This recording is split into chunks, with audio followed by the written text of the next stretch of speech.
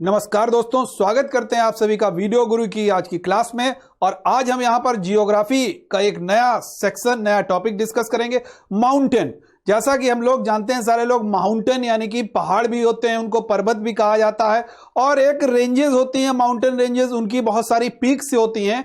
तो हम आखिरकार आज ये जानेंगे कि एग्जैक्टली ये माउंटेन्स का निर्माण होता कैसे है, माउंटेन कितने प्रकार के होते हैं, और उनको एग्जांपल्स के माध्यम से समझेंगे कि माउंटेन्स जो हैं वो कौन कौन से माउंटेन्स किस किस टाइप के माउंटेन्स की कैटेगरी में आते हैं। तो हम बिल्कुल आगे बढ़ते हैं जल्दी से। सबसे पहले हम माउंटेन के बारे में यहां पर देख लेते हैं कि एग्जैक्टली माउंटेन कहते किसको हैं।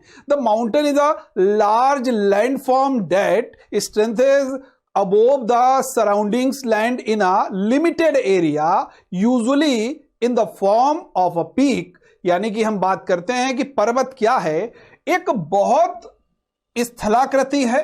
क्या है? एक स्थलाकृति है। स्थलाकृति का मतलब हम कह सकते हैं एक कहीं ना कहीं एक स्ट्रेंथ में फैला हुआ एक लैंड एरिया है जो एक सीमित क्षेत्र में है। ऐसा नहीं होगा कि पूरी पृथ्वी पे ही हो जाए, एक लिमिटेड एरिया में होगा और उसके आसपास की भूमि जो है, तो यानी कि ये क्या है, एक चोटी के फॉर्म में इस्टेब्लिश होगी। ऐसी आकृति को हम लोग माउंटेन कहते हैं। अब आखिरकार ये माउंटेन किसको कहेंगे, कितनी ऊंची होनी चाहिए, तो ये बहुत बड़ा एक प्रश्न है कि हम क्या 100 मीटर की किसी हाइट को माउंटेन कहेंगे, या 200 मीटर की हाइट को माउंटेन कहेंगे, या 400 मीटर की हाइट को माउंटेन कहेंगे। एक प्रश्न उठ करके आता है कि कितना हम लोग माउंटेन कहेंगे। बिल्कुल अभी हम इस पर बात करेंगे कि एग्जैक्टली माउंटेन कहना कहां से स्टार्ट हो जाएगा। लेकिन उससे पहले हम ये जरूर जानेंगे कि माउंटेन का निर्माण होता कैसे है। हम लोगों ने जब हिमालय के बारे में डिस्कस किया तो हमने वहां पर ओरिजिन में बताया था कि बेसिकली जो प्लेट्स होती हैं उनको हम लोग बोलते हैं टेक्टोनिक प्लेट्स। क्या बोलते हैं उनको? टेक्टोनिक प्लेट्स बोलते हैं। यानी कि जो टेक्टोनिक प्लेट्स हैं ये आपस में टकराई, ऐसे समझिए। ये दो प्लेटें अगर कोई भी पृथ्वी के अंदर अगर प्लेटें आपस में टकराएंगी तो इनके टकराने के कारण क्या होगा, जो इसका सेडिमेंट्स है यानी कि जो इसके अंदर की चीजें हैं, अवसाद हैं, वो क्या होंगे, ये ऊपर की तरफ उभरेंगे और ऊपर की तरफ उभरने से जो आकृति तैयार हो जाएगी वो माउंटेन है। ये बात क्लियर होनी चाहिए। अगर आपसे कहा जाए कि बेसिकली माउंटेन की ओरिजिन कैसे होती है, तो आप कह सकते हैं एक टेक्टोनिक थ्योरी है। उस टेक्टोनिक थ्योरी से उस माउंटेन का डेवलपमेंट या माउंटेन का एस्टेब्लिशमेंट होता है। ये बात क्लियर हो जानी चाहिए सारे लोगों को। तो यानी कि आप सीधा सीधा कहेंगे mountains are formed through tectonic forces और वॉल्केनिज्म। क्लियर है बात ये? यानी कि एक ज्वालामुखी के माध्यम से भी होता है। वो टाइप में अभी बात करेंगे कि यहां पर एक दे दिया गया है रीजन की ज्वालामुखी से भी बनेगा। बिल्कुल। तो देखिए, ज्वालामुखी से जो निकलेगा यानी कि ज्वालामुखी लावा निकलेगा। जो लावा निकलेगा अंदर तो है मैग्मा, जब तक पृथ्वी के नीचे है मैग्मा है, जैसे ही बाहर आएगा वो क्या हो जाएगा, लावा हो जाएगा, लावा हो जाएगा। लेकिन वो अगर टाइप की बात करेंगे तो वो एक वॉल्केनिक माउंटेन होगा। क्लियर? बट यहां पर हम बात कर रहे हैं आपकी सीधे सिंपल माउंटेन की, तो आप कहेंगे कि जो टेक्टोनिक सिद्धांत है उसके कारण माउंटेन का विकास होता है या माउंटेन का निर्माण होता है। यह बात यहां तक क्लियर हो जानी चाहिए कि एग्जैक्टली माउंटेन का जन्म कैसे होता है। क्लियर? आगे बढ़ते हैं हम लोग, आगे देखते हैं बात जो भी हम कह रहे थे कि आखिरकार इतना ऊंचा है या फिर बहुत ऊंचा कोई पर्वत है। हम मान लेते हैं ये 100 मीटर है, ये 200 मीटर है, ये 600 मीटर है। क्लियर? अलग अलग हमने बता दिया। बट ना तो 100 वाले को मानेंगे माउंटेन, ना ही 200 वाले को मानेंगे। यह कहा गया है कि मोर देन, याद रखिए, मोर देन 600 मीटर, यानी कि 600 मीटर से अधिक अगर उसकी ऊंचाई होगी, यानी कि mountain height more than 600 metre is mandatory. समझ रहे हैं ना ये बात?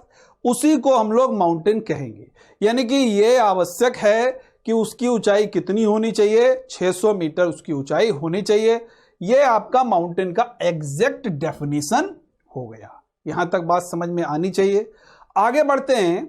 अगर क्वेश्चन ये पूछा जाए कि वर्ल्ड का जो टोटल एरिया है, चलिए वर्ल्ड की अगर हम टोटल एरिया की बात करते हैं, अगर वर्ल्ड के टोटल एरिया के इंडिया का एरिया पूछते हैं कि इंडिया का एरिया कितना परसेंट है, तो निकल के आएगा 2.4%।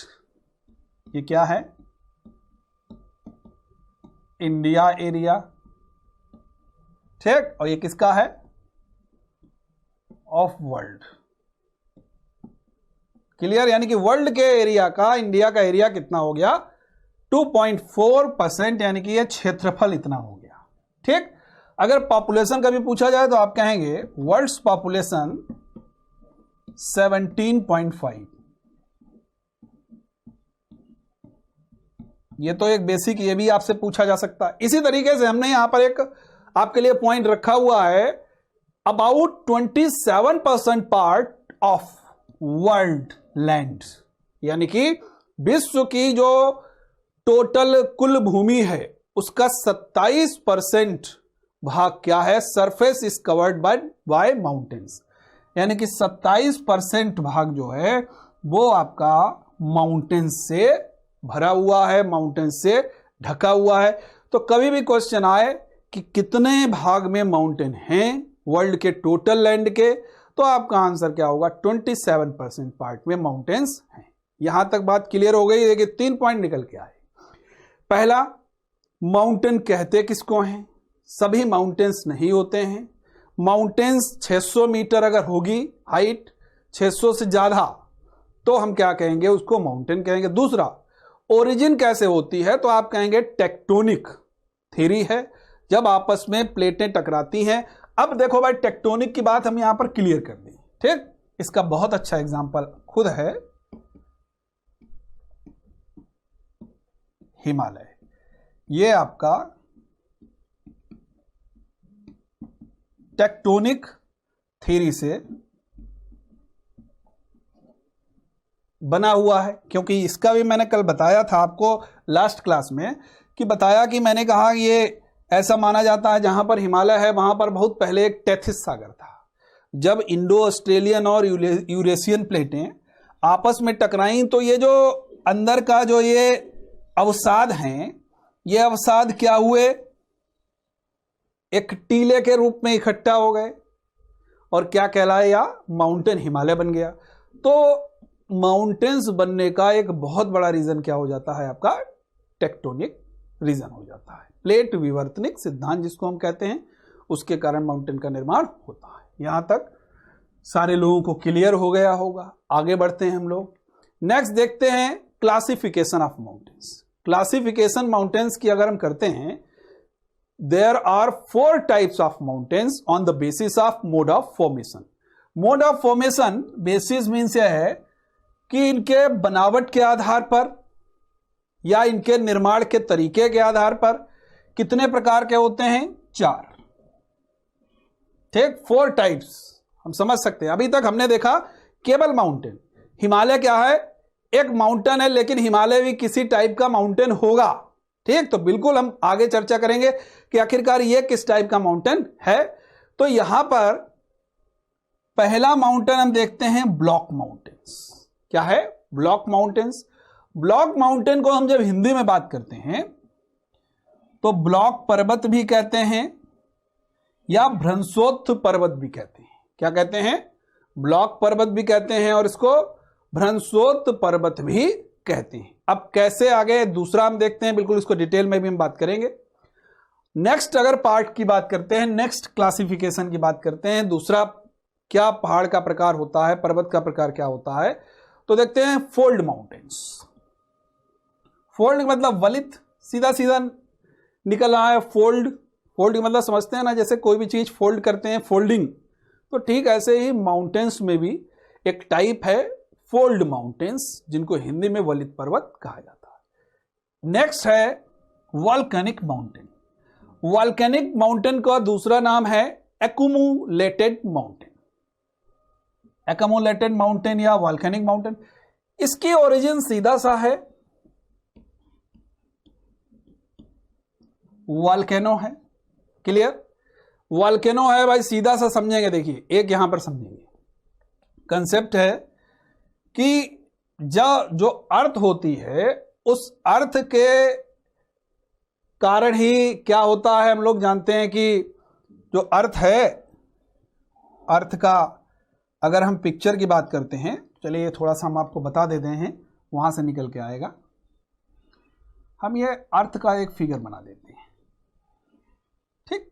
ये इनर सेक्शन है, इसका आंतरिक संरचना है, ठीक? ये क्रस्ट हो गया, ये मेंटल हो गया, और ये कोर हो गया, ठीक है?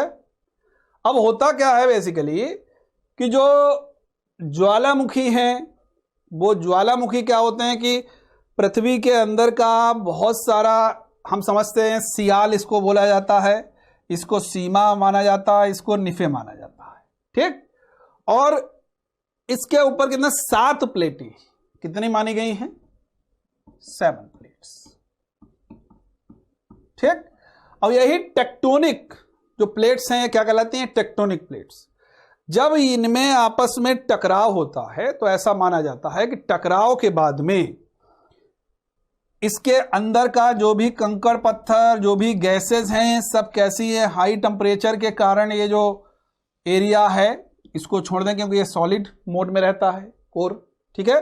यहां पर एक मैग्मा के फॉर्म में उबाल करते हैं, और ऐसे समझिए कि जो 7 प्लेट्स हैं एक फुटबॉल जैसी, फुटबॉल का एक शेप होता है, फुटबॉल के शेप के ऊपर जो चमड़े की सिलाई होती है, एग्जैक्टली अगर हम बात करें तो इस तरीके से शेप होता है। तो इस शेप में ये प्लेट्स हैं, इनमें जब टकराव होता है, 2 प्लेटें टकराई तो क्या होता है, ये मैग्मा बाहर आया और ये लावा हो जाएगा। मैग्मा निकलेगा कहां से? किसी न किसी माउंटेन से, निर्जन स्थान से, और जिस माउंटेन से निकलेगा ये क्रेटर बन जाएगा। क्या बन जाएगा? क्रेटर बन जाएगा। और ये पूरा जो माउंटेन है, this is called volcanic mountain. It should be clear. मैंने पिक्चर से पूरा समझा दिया, आप एक बार 2 बार में देखेंगे तो निश्चित रूप से आपको यह पता चल जाएगा कि वॉल्केनिक माउंटेन की ओरिजिन कैसे होती है। क्लियर हो गई बात ये? चलिए, ये तो दूसरी बात हो गई हमारी फोल्ड माउंटेन की। फोल्ड मतलब हमने पहले बता दिया, वलित पर्वत है, ठीक है? थर्ड है आपका रेसिडुअल। रेसिडुअल माउंटेन की अगर हम बात करते हैं तो इसको हम लोग अवशिष्ट पर्वत या अवशेष पर्वत के नाम से भी जानते हैं, ठीक है? आगे बढ़ते हैं। ये तो बात हो गई हमारे टाइप्स की, तो जल्दी से हम पहले टाइप्स की तरफ डिटेल में बात करते हैं। The first is block mountains, जिसको कि हमने हिंदी में कहा भ्रंशोत्थ पर्वत या ब्लॉक पर्वत। अगर हम बात करें इसकी तो हम सीधे सीधे कह सकते हैं कि जो रॉक्स हैं, जो भी रॉक्स, चट्टाने हैं, उन चट्टानों में जो भ्रंश के कारण, समझ रहे हैं ना, भ्रंश के कारण मतलब क्या हुआ, उनमें कहीं ना कहीं कुछ टकराव हुआ या कोई भ्रंश हुआ, उसके कारण मध्य भाग क्या हो गया, नीचे धंस गया, ठीक?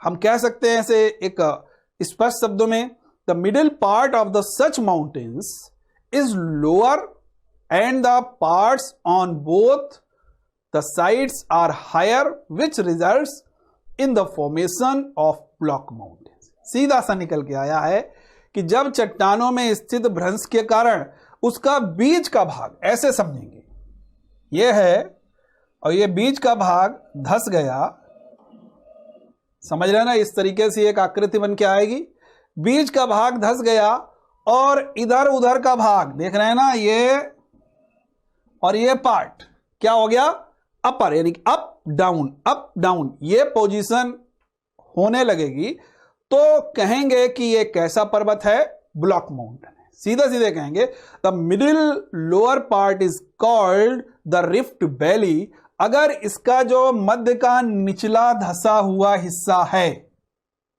ये क्या कहलाएगा आपका? Rift valley. बहुत महत्वपूर्ण है कि अगर कभी आपसे पूछ दिया जाए कि रिफ्ट वैली बेसिकली क्या है, तो आप कह सकते हैं कि ब्लॉक माउंटेन के जब फॉर्मेशन होता है तो उसमें जो बीच का दबा हुआ भाग है और अगल बगल का जो साइड पार्ट है वो तो अपर लेवल पर आ गया, और जो मिडिल पार्ट है वो नीचे लेवल पर आ गया। तो जो नीचे लेवल का पार्ट है, मध्य का भाग है, वो क्या कहलाएगा? रिफ्ट वैली कहलाएगा। ये बात क्लियर हो जानी चाहिए, मोस्ट इंपॉर्टेंट पॉइंट है ये। क्लियर है ना सारे लोगों को? अभी पिक्चर के माध्यम से एकदम क्लियर हो जाएगा, समझेंगे आगे। नेक्स्ट पॉइंट इसका देखते हैं। The block mountains is also called as horst mountain, horst बोलते हैं इसको। And the rift valley formed as a result of faulting is called graben. क्या बोलते हैं इसको? गैब्रेन बोलते हैं बेसिकली, ठीक है ना। अब देखिए बात यहां पर आई, समझेंगे इस बात को कैसे। अब ये तो हमने लिख दिया कि भाई जो एक भाग हो गया, इस तरीके से समझेंगे। फिर से एक पार्ट हो गया गैब्रेन और दूसरा पार्ट क्या हो गया? हर्स्ट। देखते हैं पिक्चर के माध्यम से, यहां पे समझेंगे। देखिए क्लियर है, पूरा पिक्चर है, क्लियर हो जाएगा। अब हमने यहां पे बताया ये इसी तरीके से है संरचना जो मैं बता रहा था आपको, ठीक है। इसी तरीके से कुछ दिया गया है। अब आप देख सकते हैं कि ये जो भ्रंश हुआ, भ्रंश के बाद में क्या निकल के आया?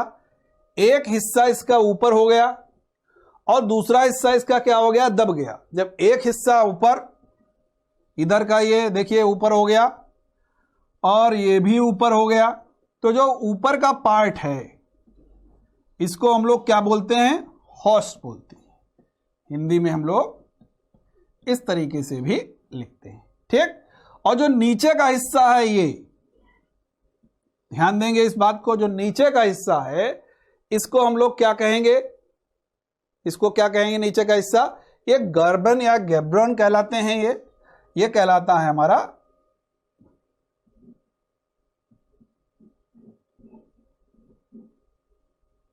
गर्बन। क्लियर है बात ये? तो ये सीधे सीधे अगर कभी आपसे कहा जाए कि बेसिकली ब्लॉक माउंटेन्स क्या हैं, तो आप सीधे सीधे कहेंगे कि जो भ्रंश हुआ, उस भ्रंश से एक भाग उठ गया साइड का, फिर उसके बाद में दूसरा भाग दब गया, तो हम ये कह सकते हैं कि जो मिडिल पार्ट है, मिडिल पार्ट क्या हो जाएगा? दब जाएगा, और अगल बगल के जो साइड पार्ट्स हैं वो उठ जाएंगे, और जो उठे हुए भाग हैं वो हर्स्ट कहलाएंगे, और जो मिडिल का दबा हुआ भाग है वो कहलाएगा आपका गर्बेन, ठीक है ना। गैब्रेन वो कहा जाएगा। ये क्लियर हो जाना चाहिए सारे लोगों को, ठीक है यहां तक बात। चलिए आगे बढ़ते हैं और आगे अब देखते हैं रिफ्ट वैली। आप यहां पर देख सकते हैं कि बेसिकली ये तो हमारे माउंटेन हो गया भाई। ये आप जो एरिया देख रहे हैं ये बीच का एरिया, ठीक। यही आपकी क्या है? रिफ्ट वैली है। यानी कि साइड पार्ट, ये भी क्या हो गया? Side part. हम लिखे दे रहे हैं यहां पर साइड पार्ट,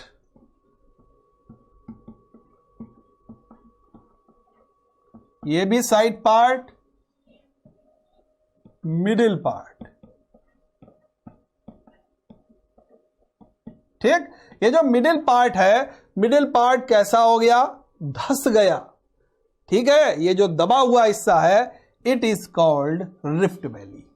क्लियर हो गया होगा कॉन्सेप्ट कि गैब्रेन क्या है, हर्स्ट क्या है, रिफ्ट वैली क्या है। रिफ्ट वैली, बहुत सारी रिवर्स हैं जो रिफ्ट वैली से होकर के गुजरती हैं। अक्सर एग्जाम में क्वेश्चन पूछा जाता है आपसे कि कौन सी नदी जो है वो रिफ्ट वैली से होकर के गुजरती है। तो अभी तक रिफ्ट वैली बहुत लोगों को क्लियर नहीं हुआ होगा एग्जैक्टली क्या होती है, हर्स्ट क्या होता है, गैब्रेन क्या होता है। तो ये आज आपको क्लियर हो गया।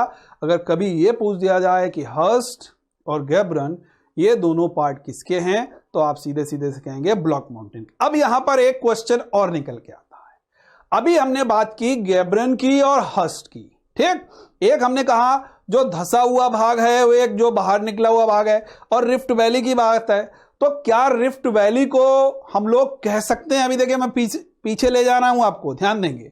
अब देखिए यहां पर हम रफ किए दे रहे हैं, ध्यान देंगे। अभी हमने बात की थी कि जो धसा हुआ भाग है वो आपका गर्बेन या गैब्रेन है। ये जो गर्बेन है क्या ये धसा हुआ है और हमारी ये रिफ्ट वैली भी नीचे बीच का मध्य का भाग है। तो क्या हम कह सकते हैं कि जो गर्बेन है और रिफ्ट वैली है क्या एक ही हो सकते हैं? तो कह सकते हैं, यू कैन से कि rift valley is equal to graben, but हम ये नहीं कहेंगे कि जो घाटी बनी हुई है, जो वहां से जो नदियां निकलेंगी, क्या वो गैब्रेन से ही निकलेंगी? समझ रहे हैं ना ये बात क्लियर हो जानी चाहिए सारे लोगों को, ठीक है ना। कह सकते हैं कि दोनों एक ही हैं, बट वैली की बात अलग होती है और वहां पर एक कोई स्थलाकृति की बात की गई है, तो वो स्थलाकृति में हम लोगों ने हर्स्ट और गैब्रेन को देखा। ठीक है, आगे बढ़ते हैं अब हम लोग नेक्स्ट इसके टाइप पर, लेकिन उससे पहले हम क्या देखेंगे, कुछ माउंटेन्स जरूर देखेंगे। कैसे माउंटेन्स हैं ये, ब्लॉक एग्जाम्पल देख लेते हैं। सतपुरा एंड विंध्याचल रेंज, सतपुरा और विंध्याचल हैं। फिर है आपका जर्मनी का ब्लैक फॉरेस्ट, कहां है? जर्मनी का है ये। नेक्स्ट है नॉर्थ अमेरिका का सियरा नेवादा, कौन सा है? सियरा नेवादा, ये नॉर्थ अमेरिका का है। ये सारे एग्जाम्पल आपके ब्लॉक माउंटेन के हैं। ठीक है, आगे बढ़ते हैं। नेक्स्ट देखते हैं हम लोग माउंटेन का टाइप है सेकेंड, फोल्ड माउंटेन। फोल्ड के मतलब ही होता है मोड़दार। मोड़दार के मतलब हम समझ सकते हैं, फोल्ड कहें या फोल्डिंग कहें, कोई भी चीज चेयर छाता वगैरह हम लोग क्या करते हैं, फोल्ड करते हैं ना, तो ठीक वैसे ही होता है ये भी mountain. Fold mountain are found because of folds in the rocks due to internal motion of the earth. सीधा सा निकल रहा है कि जो पृथ्वी की आंतरिक गतिविधियां हैं, उसकी जो आंतरिक गतियां हैं, उसका अंदर का जो मूवमेंट है, उसके कारण जो चट्टानों में सिलवटें पड़ेंगी। समझ लीजिए, जैसे अभी तक हमने कहा कि यह पहाड़ है, चाहे इसको ज्वालामुखी पर्वत बना दीजिए, चाहे इसको इस तरीके से बना दीजिए, चाहे गोल बना दीजिए, किसी भी फॉर्म में बना दीजिए, सब माउंटेन है। ठीक, लेकिन जैसे ही हमने कहा कि ये इस तरीके से पूरा ये सिलबट पड़ के एक नया माउंटेन बन गया। समझ रहे हैं ना कि एक संरचना है। देखिए मैं क्लियर करके बता दूं, मान लीजिए ये इस तरीके से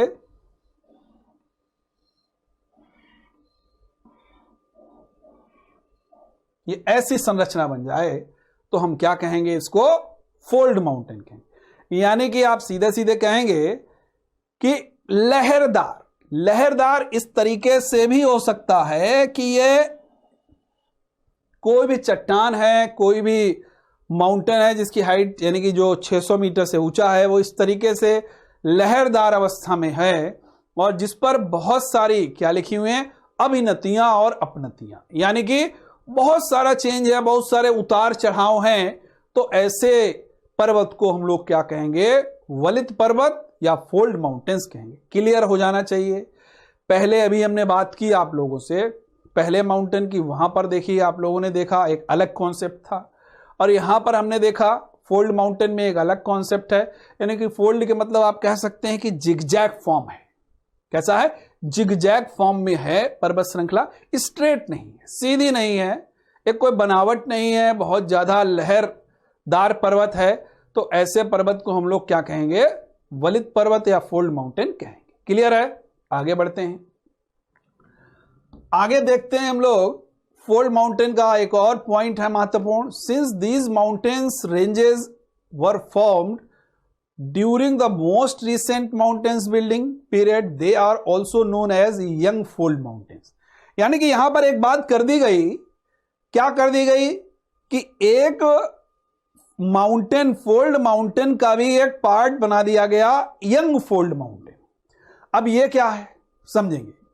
अगर हम इन फोल्ड माउंटेन्स के निर्माण की बात करें, उनमें कहें कि ऐसे पर्वत श्रृंखलाओं का निर्माण जिनका रिसेंटली, हाल ही में पर्वतों के निर्माण की अवधि के दौरान ही हुआ, यानी कि जब पर्वत बन रहे हैं अभी हाल ही में रिसेंटली, तो उसके दौरान जो नए पर्वत बने हैं उनको हम लोग क्या कहेंगे?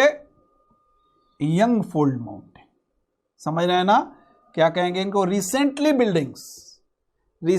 Buildings period, they are also known as young fold mountain. ठीक है ना?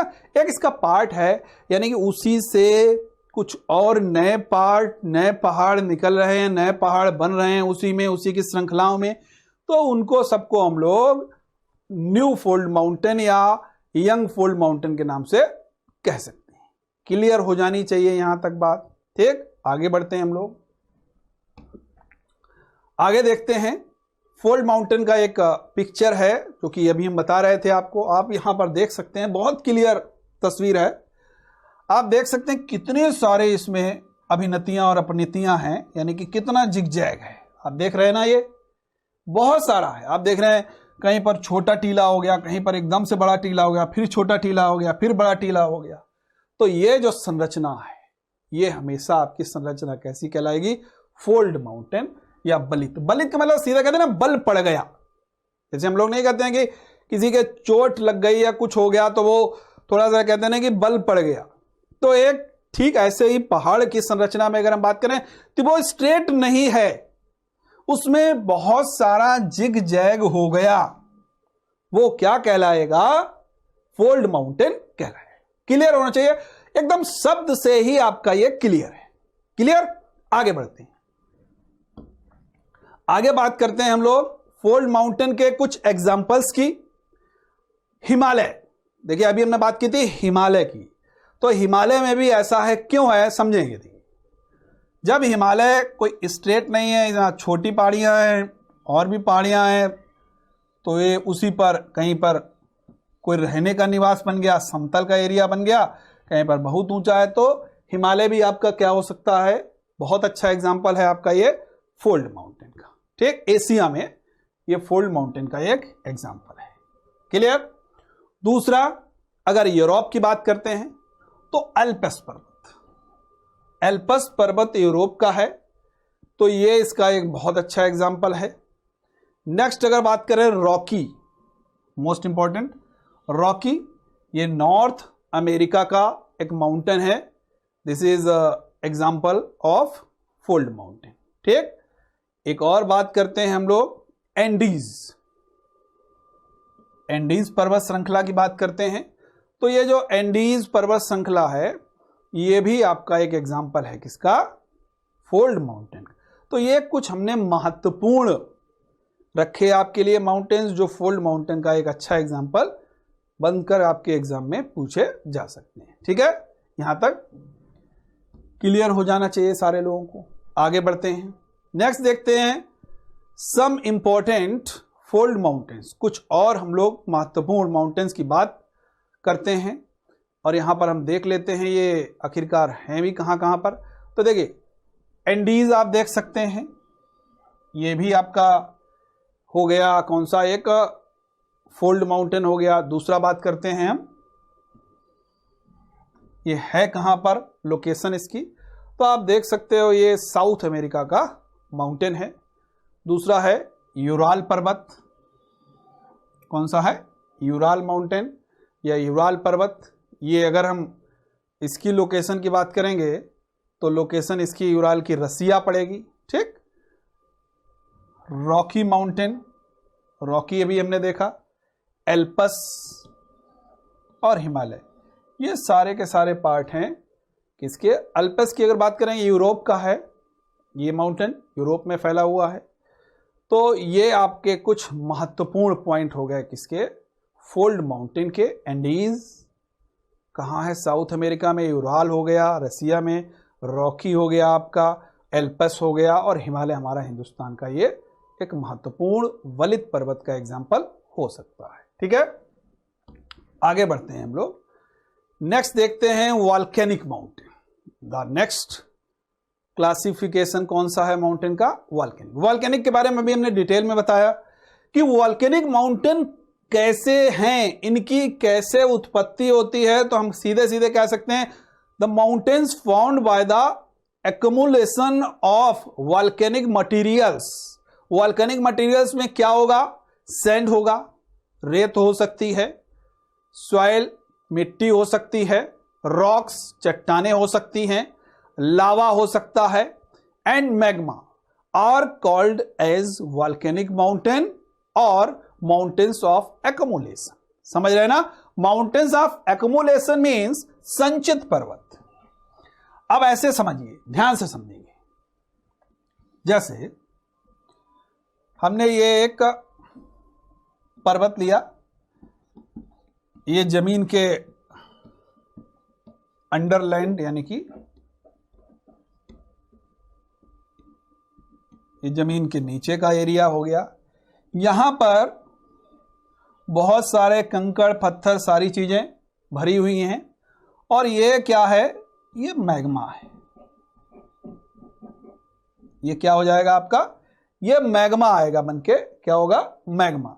अब मैग्मा ये है, हम मान लेते हैं, ठीक, ये मैग्मा है। अब ये जब बाहर निकलेगा तो ये बन जाएगा क्या? ये बनेगा क्रेटर। ठीक है, जो संरचना बनेगी जब ये बाहर आएगा, ये बाहर जब आएगा तो बाहर आकर के ये हो जाएगा लावा। ठीक, अब ये जब लावा हो गया तो ये दूर फैल करके जाएगा ना। अब जैसे ही फैल करके जाएगा तो रॉक्स का निर्माण भी इससे होता है, इकट्ठा हो गया, और इस पर्वत को नाम दे दिया गया क्या? ज्वालामुखी पर्वत। तो जब हम वॉल्केनोज की बात करेंगे तो वहां पर बताएंगे कि बेसिकली ये वॉल्केनिक माउंटेन्स की जो हैं ये भी 3 प्रकार के होते हैं।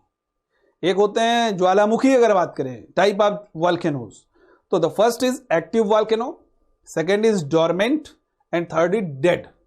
यानी कि एक जागृत ज्वालामुखी, सुसुप्त ज्वालामुखी और मृत ज्वालामुखी, 3 टाइप्स के होते हैं, जिनमें एक हमेशा, जिनमें ब्लास्ट रेगुलरली होता रहता है, हमेशा ब्लास्ट होता रहता है, वो सारे एक्टिव वॉल्केनो हैं। डोरमेंट के मतलब जिनमें ब्लास्ट कम होता है लेकिन होता है, 150 साल 150 सालों में एक बार हो गया। डेड कैसे हैं? जिसमें कई 100 सालों से कोई भी ब्लास्ट नहीं हुआ है, वो नहीं फटे हैं, लेकिन वो मृत अवस्था में माने जाते हैं, इसलिए उनको डेड वॉल्केनो कहते हैं। तो कभी भी अगर आपसे क्वेश्चन ये पूछा जाए कि बेसिकली ये वॉल्केनिक माउंटेन होते क्या हैं, तो आप सीधा सीधे कहेंगे कि ज्वालामुखी उद्गार से, ज्वालामुखी की ब्लास्ट से, ज्वालामुखी की बनने से या उसके फॉर्मेशन से जो भी उसका अंदर का मटेरियल निकलता है, चाहे वो सैंड हो, रेत हो, चाहे वो सॉइल्स मिट्टी है, या जो चट्टानों की आकृति होगी, या जो लावा होगा, या मैग्मा होगा, इन सब से जो संरचना बनेगी वो आपका क्या कहलाएगा? वॉल्केनिक माउंटेन कहलाएगा। बहुत क्लियर है, बिल्कुल इसमें कोई समझने की पिक्चर के माध्यम से एक एक चीज हमने क्लियर कर ली है, इसको भी हम क्लियर कर लेते हैं। देख सकते हैं आप, यहां पर एक पिक्चर हमने रखा हुआ है। Basically this is a volcanic mountain. कैसे समझेंगे? देख सकते हैं यहां पर आपको नीचे नीचे दिख रहा है, एक लहर दिख रही है, और ऐसा लग रहा है कि कोई भी चीज जो है वो ऊपर की तरफ ऐसे आ रही है। ठीक, अब ये क्या बन गया है? कौन सी बन गया है? जो भी ये अंदर है ये सब क्या है? मैग्मा है। समझ लीजिए, ये सब मैग्मा ही होगा, क्योंकि सारी चीजें हैं इसमें, क्योंकि सियाल, सीमा, निफे, तीनों परतें बनी हुई हैं। ठीक है ना, बहुत सारी गैसेस भी हैं पृथ्वी में, कंकड़ पत्थर हैं, सारी चीजें हैं, मिनरल्स भी हैं, सब चीजें हैं। तो ये सब के सब बहुत ज्यादा हाई टेम्परेचर के कारण एक उबलते रहते हैं मैग्मा के फॉर्म में, और ये जब आएंगे तो ये ब्लास्ट हुआ। जब ब्लास्ट होगा तो ब्लास्ट के बाद में ये जो भी फैल करके नीचे जाएगा, ये सारा का सारा रॉक का भी निर्माण करेगा। समझ रहे हैं ना ये बात? तो ये आपका वॉल्केनिक माउंटेन होता है। इसको हम लोग एक्युमुलेटेड माउंटेन भी कहते हैं, यानी कि संचित हो गया इससे निकला, संचित इसीलिए कहा गया, इससे निकला जो भी मटेरियल है वो इकट्ठा हो गया एक जगह पर, और इसको इसीलिए संचित पर्वत के नाम से भी जाना जाता है। क्लियर है? यहां तक क्लियर होना चाहिए सारे लोगों को। ठीक है, तो ये अभी हमने आप लोगों के सामने कई चीजें देखी, 3 टाइप के देखे माउंटेन्स, उनके एग्जाम्पल देखे। अब हम लोग वॉल्केनिक माउंटेन्स के भी कुछ एग्जाम्पल्स देख लेते हैं। मोना लोआ, समझ रहे ना, एक माउंट मोना लोआ, मोना लोआ हवाई आइलैंड, जी हाँ, ये हवाई द्वीप समूह में है। ठीक है, दूसरा है, ये भी वॉल्केनिक माउंटेन है, सारे वॉल्केनिक माउंटेन के एग्जाम्पल हैं। द सेकेंड इज माउंट पोपा। माउंट पोपा कहां पर है? ये म्यांमार का है, ये एक ज्वालामुखी क्या है? म्यांमार का ज्वालामुखी पर्वत है। आगे देखते हैं some important volcanic mountains. Cotopaxi बहुत इंपॉर्टेंट है। कोटोपैक्सी अगर लोकेशन वाइज देखेंगे तो सिचुएटेड इन इक्वेडोर। कहां पर है? इक्वेडोर का। Then the second is Chimborazo. कौन सा है? चिम्बारोजो भी कहा जाता है, चिम्बोरोजो भी कहा जाता है। ये चिम्बोरोजो भी कहां है आपका? इक्वेडोर। क्लियर है ना, ये इक्वेडोर में है। अब यहां पर कई सारे के नाम भी दिए गए हैं। किसी को कह दिया गया लाइट ऑफ मेडिटेरियन सी, किस ज्वालामुखी को भूमध्य सागर का प्रकाश स्तंभ कहा जाता है, कौन सा सबसे बड़ा ज्वालामुखी है, कौन सा डोरमेंट है, कौन सा एक्टिव ज्वालामुखी है।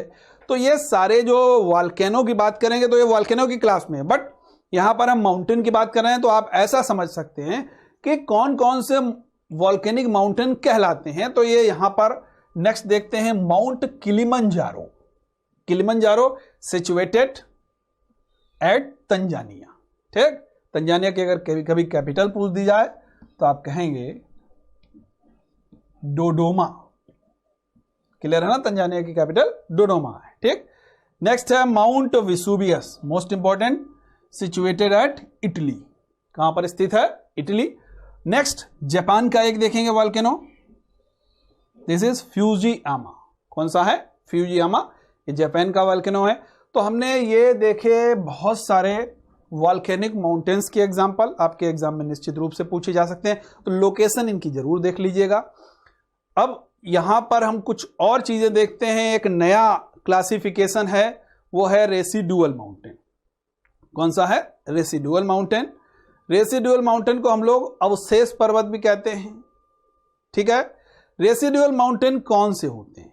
ये बेसिकली वेदर, जो वेदर होता है उसके कारण जो बनते हैं, उसके परिणाम स्वरूप अवशिष्ट पर्वत बनते हैं। अगर बात करें, residual mountains are formed as a result of weathering which acts upon the earth crust, यानी कि जो पृथ्वी के क्रस्ट पर, ये सारी की सारी क्रस्ट ही है। अभी हमने फिगर बनाया था, ये क्या है? ये क्रस्ट है। ठीक है ना, इस क्रस्ट पर, परत पर जो मौसम कार्य करता है, उसकी वजह से जो पर्वतों का निर्माण होता है उनको हम लोग अवशिष्ट पर्वत कहते हैं।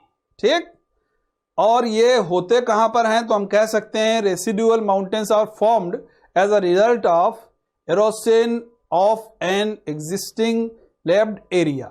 इट मीन्स क्या हुआ, हो गया ये कि मौजूदा जो ऊंचे क्षेत्र हैं उनमें जो कटाव होता, ऐसे समझिए।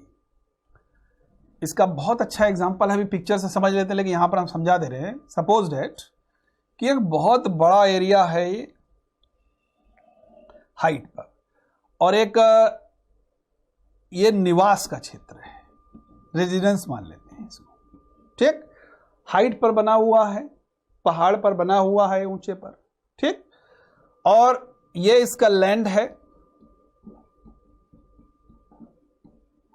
अब लैंड में बहुत कटाव होगा, तो कटाव के क्या होगा, ये हल्का सा गिर गया, ये यहां पे पहुंच गया, ये यहां पे पहुंच गया।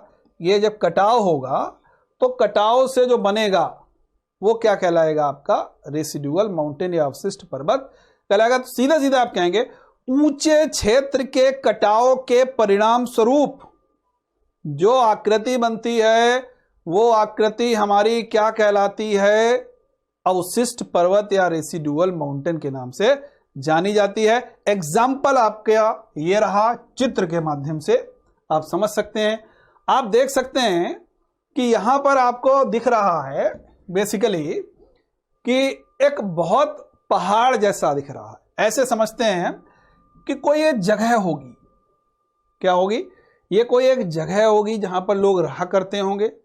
अब नीचे इसकी जब जमीन में कटाव हुआ, ये मान लेते हैं इसका एक लैंड था, इसमें जब कटाव हुआ तो कटाव से क्या हो गया, ये पूरा का पूरा धंसता चला गया और धंसने के कारण इसकी ऐसी आकृति हो गई। तो हमेशा जो धसाव होगा, जो कटाव होगा, उसके कारण जो पर्वत बनेगा वो पर्वत क्या कहलाएगा? रेसिडुअल माउंटेन या अवशिष्ट पर्वत कहलाएगा। आगे बढ़ते हैं, इसके कुछ एग्जाम्पल देखते हैं।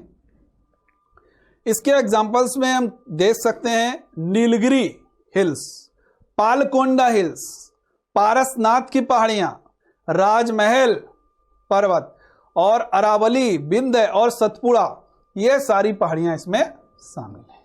मोस्ट इंपॉर्टेंट है सब की सब। अब इनके हम लोकेशन देख लेते हैं जल्दी से, कहां कहां पर कौन कौन सी हैं, इंपॉर्टेंट है ये। देखते हैं राजमहल कि अगर लोकेशन पूछी जाए तो आप कहेंगे झारखंड का है। अरावली पूछी जाए तो अरावली की, हालांकि इनका विस्तार सबका बहुत लंबा है लेकिन जो मेन पार्ट है वो देखा गया है। अगर अरावली पूछा जाए तो आप कहेंगे, अरावली की बात करेंगे तो आप कहेंगे दिल्ली। आप बात करेंगे दिल्ली हिल से लेकर के, किस पर बात करेंगे? दिल्ली हिल, ठीक, से लेकर के पालनपुर तक।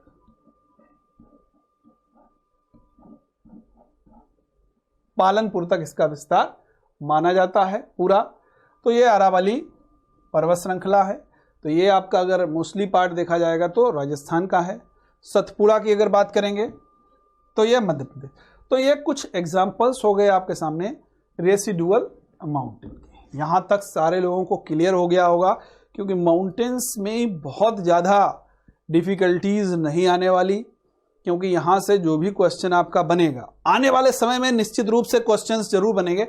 अभी तक इसमें जो क्वेश्चंस बन रहे हैं वो बहुत ज़्यादा फैक्चुअल बन रहे हैं, लेकिन जब फैक्चुअल क्वेश्चंस इसमें ख़त्म हो गए हैं, ख़त्म हो जाएंगे या ख़त्म हो गए हैं मान लेते हैं, तो कंसेप्ट से क्वेश्चन जरूर निकल के आएगा। सीधे सीधे पूछ दिया जाएगा भैया ये हॉर्स्ट क्या होता है, ये गैब्रन क्या होता है, ये रिफ्ट वैली के बारे में तो पूछा ही जाता है, या रेसिडुअल माउंटेन किनको कहते हैं, चार नीचे एग्जाम्पल दे दिए या चार पूछ दिया गया कि इनमें से कौन सा रेसिडुअल माउंटेन है। तो ऐसे क्वेश्चंस आपके एग्जाम में बिल्कुल बन सकते हैं और बनते भी हैं। तो इन सारी चीज़ों के लिए आप लोग तैयार रहिएगा। आगे हम इसके कुछ और एग्जाम्पल देखते हैं रेसिडुअल के। महादेव हिल्स, महादेव की पहाड़ियां, ये आपका मध्य प्रदेश है। The next is Parasnath, related है, जानते हैं ना, पार्श्वनाथ से है, सम्मेद शिखर पर जहां पर उनको ज्ञान मिला था, तो ऐसा माना जाता है वो पारसनाथ की पहाड़ी मानी जाती है। नीलगिरी माउंटेन, ये आपका तमिलनाडु में स्थित है। तो ये रेसिडुअल के कुछ और महत्वपूर्ण एग्जाम्पल आपके एग्जाम ओरिएंटेड हो सकते हैं। ये हमारे हो गए आपके सारे टाइप्स। तो आज का सेशन हमारा कंप्लीट होता है। इसमें हमने बहुत सारी चीज़ें देखी माउंटेन्स की, सभी माउंटेन्स देख लिए और ये देख लिया कौन सा माउंटेन किस टाइप का है, उनका क्लासिफिकेशन देखा। तो ये आपके एग्जाम के लिए निश्चित रूप से बहुत ज़्यादा क्वेश्चंस ओरिएंटेड हो सकता है, क्वेश्चंस आ सकते हैं। तो आप अगर ये तैयार करें, लेकिन जियोग्राफी का क्लास जब भी हमारा आप देखें तो मैप आपके सामने ज़रूर होना चाहिए। अगर मैप रहेगा या एटलस रहेगा तो आपको समझने में चीज़ों को बहुत ज़्यादा आसानी रहेगी, नहीं तो फिर एक फैक्चुअल फॉर्म हो जाएगा, क्योंकि जियोग्राफी मैप से पढ़ते हैं तो ज़्यादा समझ में आता है। तो आज के लिए इतना ही रखते हैं। Thank you.